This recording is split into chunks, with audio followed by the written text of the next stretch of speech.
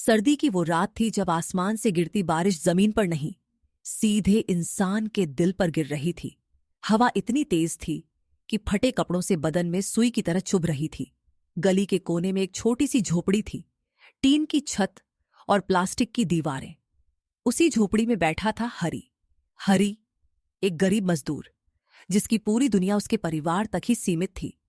बारिश की बूंदें टीन की छत पर गिरकर टकटक की आवाज कर रही थीं, जैसे हर बूंद हरी से कोई सवाल पूछ रही हो।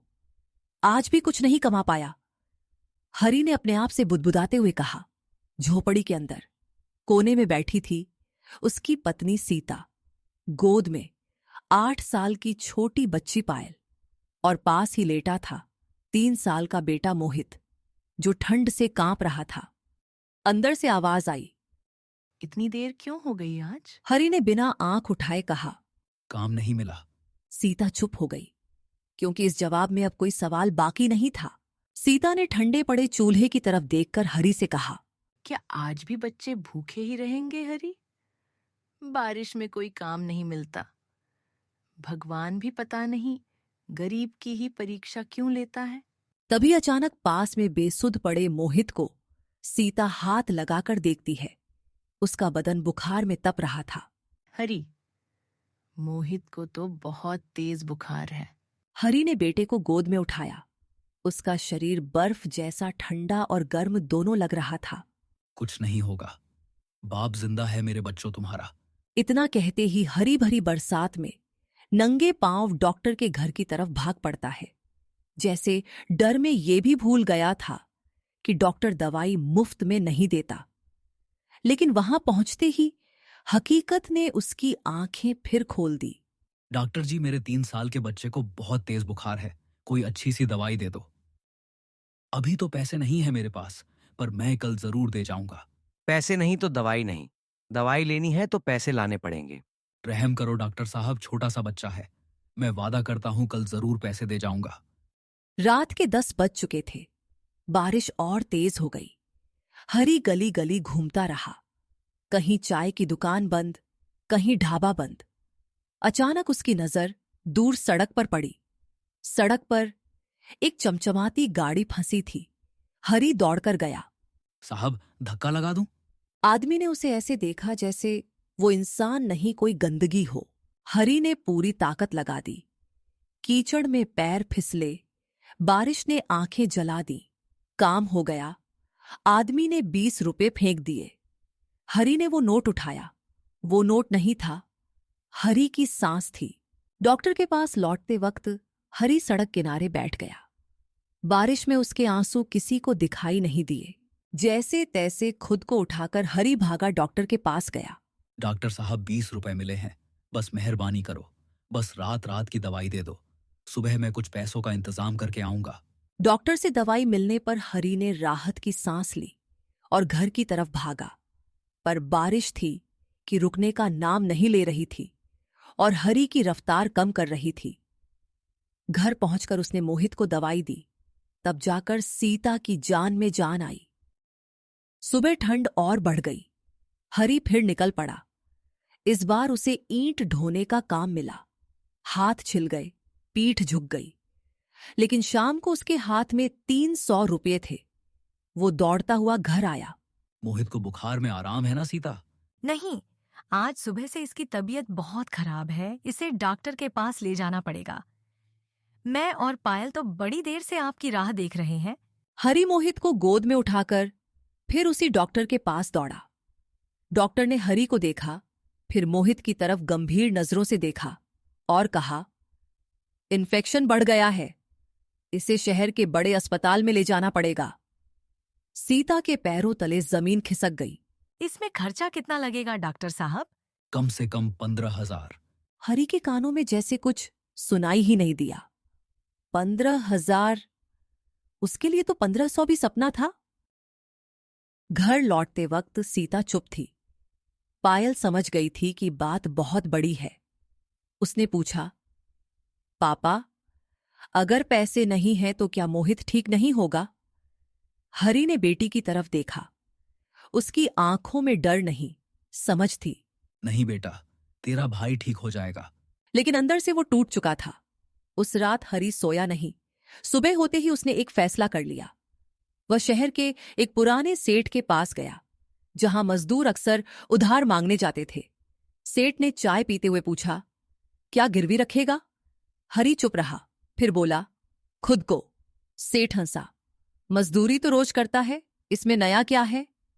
हरी की आवाज कांप गई। मेरे 6 महीने दिन रात काम करूंगा, बस मेरे बेटे को बचा लीजिए। सेठ कुछ देर चुप रहा, फिर बोला, ठीक है, लेकिन एक दिन भी भागा तो पैसा दुगना वसूलूंगा। मोहित को अस्पताल में भर्ती किया गया। हरी ने उसे माथा चूमकर कहा, पापा काम करके आएगा, तू मजबूत बन। सीता ने कमजोर हाथ से पकड़ लिया। हरी ने मुड़कर देखा भी नहीं। अगर देख लेता तो शायद जा ही नहीं पाता। सेठ के गोदाम में हरी सुबह से रात तक काम करता। सीमेंट उठाना, बोरियां ढोना, ट्रक भरना, हाथों से खून रिसता, पीठ जवाब दे जाती। लेकिन हर दर्द के पीछे एक ही नाम था, मोहित। रात को हरी जमीन पर गिर पड़ता। हरी खुद से कहता, बस बेटा ठीक हो जाए, फिर चाहे ये शरीर टूट जाए। एक रात गोदाम में हरी बेहोश होकर गिर पड़ा। शरीर ने जवाब दे दिया था। सेठ ने ठंडे स्वर में कहा, अगर मर गया तो पैसा काट लूंगा। नहीं नहीं सेठ, मैं ठीक हूं, मुझे आराम की जरूरत नहीं है, काम करना है बस। कुछ ही दिनों में मोहित ठीक होकर अस्पताल से घर आ गया। लेकिन हरी तो सेठ के पास बंधुआ मजदूर बनकर रह गया था। यार हरी, तू सुबह से रात तक यहाँ मजदूरी करता है और वो भी सिर्फ 15,000 का कर्ज चुकाने के लिए। क्या करूं रमेश, मैं खुद बहुत परेशान हो गया हूं, दिन रात पिसते पिसते। पर भाई मेरी मजबूरी है, सेठ का कर्ज चुकाना है। तू एक बार सेठ से बात तो करके देख। ये उतना बुरा आदमी भी नहीं है। सेठ सिर्फ उन लोगों के साथ बुरा है जो इसका उद्धार नहीं चुकाते और ऊपर से कामचोर हों। तू तो भला आदमी है भाई, क्या पता तुझे सेठ पक्की नौकरी पर रख ले। क्या ऐसा सच में हो सकता है? मतलब इससे तो मेरी सारी समस्या ही खत्म हो जाएगी। हाँ भाई, तेरे जैसे मेहनती और ईमानदार लोग तो आज के समय में ढूंढने से भी नहीं मिलते।